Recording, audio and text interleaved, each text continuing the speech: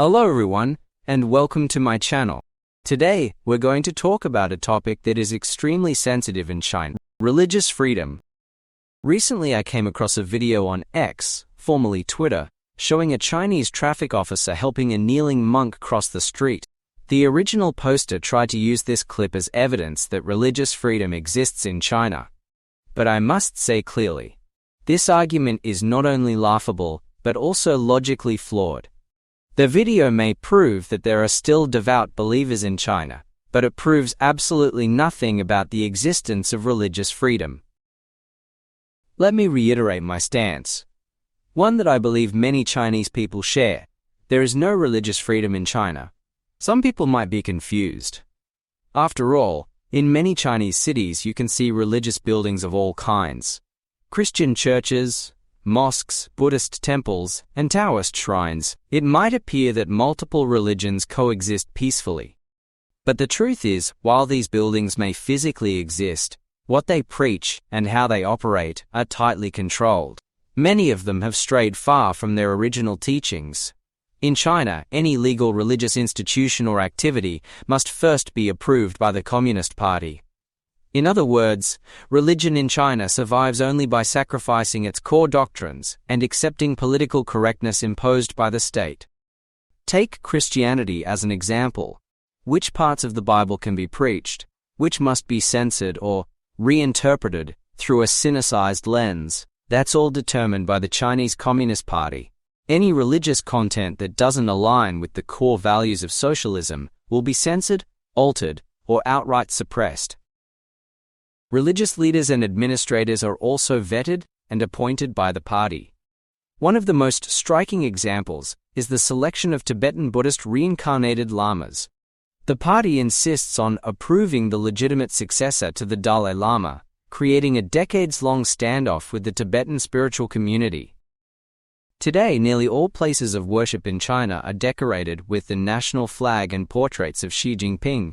Religious personnel are required to study and promote Xi Jinping thought and publicly pledge loyalty to the party and socialism. So let's ask the obvious question. When a religion has been politically neutered and repackaged, can it still be called a genuine faith? Clearly not. More orthodox groups, such as Jehovah's Witnesses, are severely cracked down upon. Their fate is comparable to what Falun Gong practitioners have suffered, branded as evil cults, and persecuted with intensity.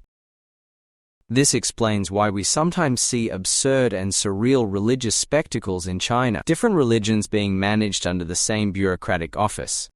Tibetan monks appearing on state TV declaring Xi Jinping as their spiritual leader. These scenes are not evidence of religious freedom. They are parodies of it. A tightly controlled political performance dressed up as faith. Some may argue that foreign religions like Islam or Christianity have foreign influences, so tight regulation is understandable. Fine. Then let's look at indigenous Chinese religions like Buddhism and Taoism. Tibetan Buddhism's situation is already well known. Just look at the fate of the Dalai Lama. As for Chinese Buddhism, the Shaolin Temple has frequently made international headlines in recent years. Many foreign celebrities, including viral YouTuber IShowSpeed and NBA star Victor Wembanyama, have visited. Even someone as hyperactive as IShowSpeed toned down his behavior while at Shaolin, and Wembanyama reportedly shaved his head and stayed at the temple to study Buddhism. But behind this sacred facade lies controversy. The abbot of the Shaolin Temple, Xiongxin, has long been accused of commercializing the temple for profit. He's also been reported multiple times for alleged affairs and secret children. These mistresses were said to have received generous gifts paid for by temple funds. Yet nothing has ever come of these accusations. Why? Because Xiongxin has been enormously successful in turning Shaolin into a global brand, a move that aligns perfectly with the CCP's soft power ambitions. This also reflects a deeper issue: the systemic corruption that pervades state-sanctioned religion. In comparison, Taoism seems a bit more pure. It emphasizes personal cultivation, and while corruption still exists among its upper ranks, the more visible problems are digital fake priests, live streaming for donations and exploiting superstitions. These reflect more on broader social decay than on the religion itself. Undeniably, there are still many sincere and courageous believers in China. Some even endure persecution for their faith.